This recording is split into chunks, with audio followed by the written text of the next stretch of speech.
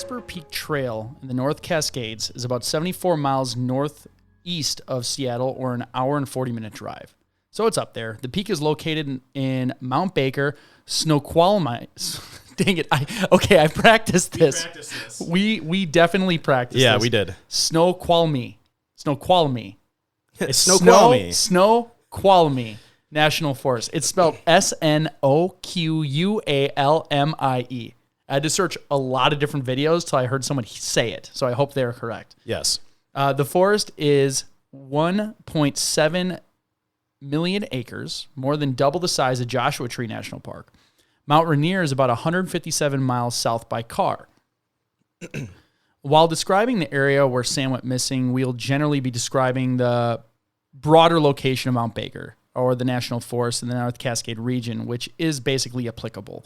We'll note specific locations when we talk about them in the case. So yeah, I included that because in past episodes, people have mentioned that we sometimes flip around from very local descriptions to like really broad. So a lot of our location profile is going to be kind of the North Cascades region. But we're actually lucky with this case. Elizabeth, who recommended this case, actually provided a very in-depth description of the hike up to Vesper Peak, which I'll go over in a bit. So it's saying here that 62% of Washington's population lives within 70 miles of this forest. So It's easy road access, so it's the most visited forest in the United States. So a lot of people are actually going here. It's very heavily trafficked for being that far in the northwest. This hike that Sam did, though, is actually pretty remote and rugged. So the forest in general is visited a lot, but this area where she hiked is not very heavily traveled. Okay. So she was more like a local in the area that just did all the different hikes and things like that? Yeah, she lived in the Seattle area. Okay. So, the peak was ascended in 1918 during a mountaineers outing, but they were likely preceded by prospectors and geological survey party led by Lewis C. Fletcher. The steep north face was first climbed in 1968 by Bruce Garrett and Jim Langdon. The forest is home to more glaciers and snowfields than any other national forest outside of Alaska, with more than 11 major glaciers. And I know this one because when I wanted to do my crevasse rescue training, Washington State is like where you go.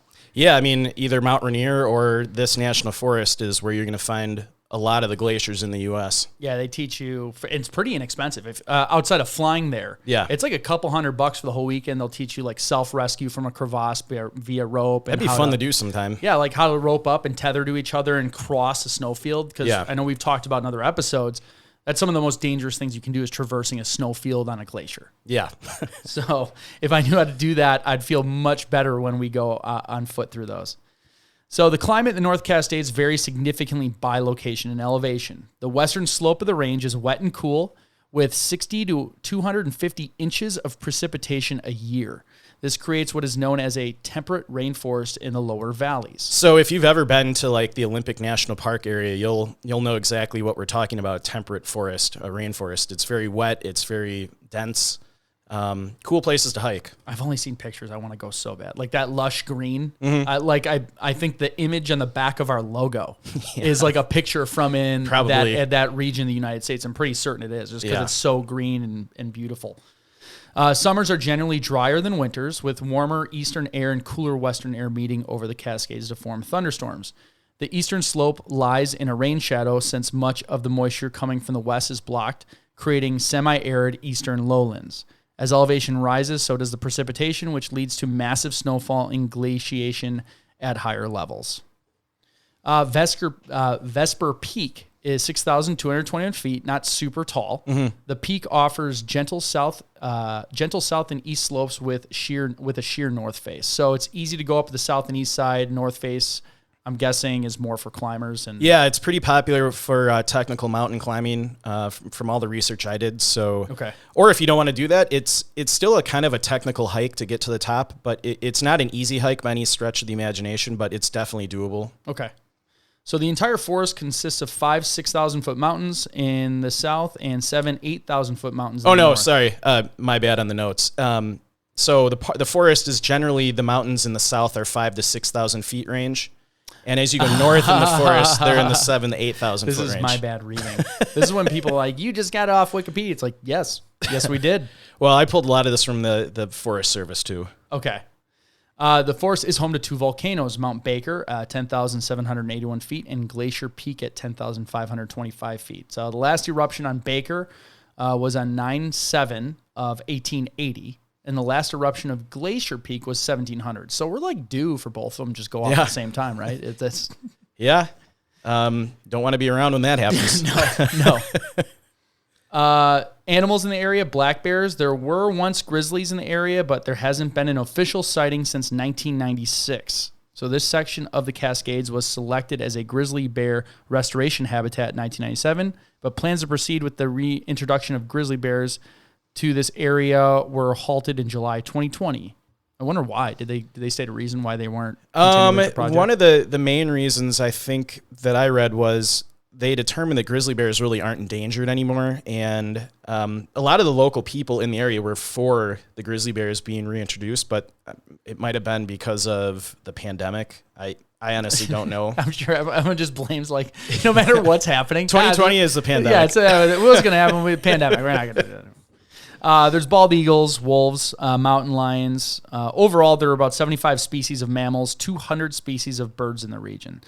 So mountain lions and black bears, probably the biggest threat. Yeah, I mean, black bears, probably you're not going to say it never will happen, but you probably won't get killed by a black bear, but they may, if you leave your food out and don't take precautions, they will come in your camp and eat it. Yeah, they're not necessarily overly aggressive all the time unless you're doing something you shouldn't. And mountain lions, we've talked about, if you have really little kids hiking with you, stay close to them. Don't let them wander off, because a mountain lion will, if a child is by itself out in the woods. Yeah, and some smaller adults. We've seen that in the past couple of years, like joggers. If you're moving fast and you're by yourself, like you put yourself at risk. There was that guy, it was 2 years ago, he fought one off. Yeah, I remember that in the news. Yeah, so it's not impossible. It is super rare though. Yeah. But we'll just go from there. So in the terrain, the peak is primarily composed of intrusive quartz diorite, but the southwest slopes are metavolcanic rock. So is that similar to in the last one we were talking about the metavolcanics, very slippery, I believe so, sharp edge? Yeah, I mean the Vesper Peak from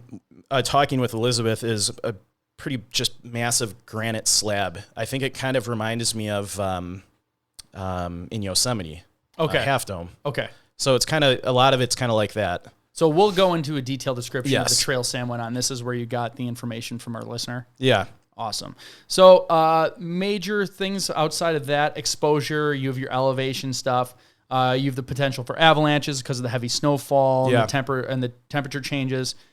I wouldn't put too much weight on wildlife being a risk, just because there's nothing significant out there. I would say, probably in the summer months, watch out for, thunderstorms like we mentioned. Because of the way the air masses meet over the Cascades, you do have that risk of storms popping up. And from what I read, the weather can change on a dime in the Cascades, so you always want to keep an eye in the sky when you're hiking. Okay. Even if there's forecast reports, things can just churn up. I mean, that's kind of true in any alpine environment you hike in. Yeah. I mean, you've hiked a lot in Colorado. The weather changes pretty quick out there. Yeah. And, you just got to always be careful of, the weather conditions. You definitely do not want to get caught on a granite slab at 6,000 feet in a thunderstorm. Yeah. Especially the metal frame backpack. Yes. The Vesper Peak Trail is a 7.5 mile, heavily trafficked, one-way in and out trail near Index, Washington that features a lake. All Trails rates this trail as difficult with optimal hiking times between June and October. So it's not a loop. It means 7.5 miles. It's 7.5 miles there and back. Yeah, and when I go through the actual hike that Sam did, you'll realize that the trails aren't clearly marked, but there's really no way you can get lost on this trail. Okay. And she was a regular hiker of the trail. Very experienced hiker, hiked this area many times. Someone that experienced should not have gotten lost. Okay. So, all right.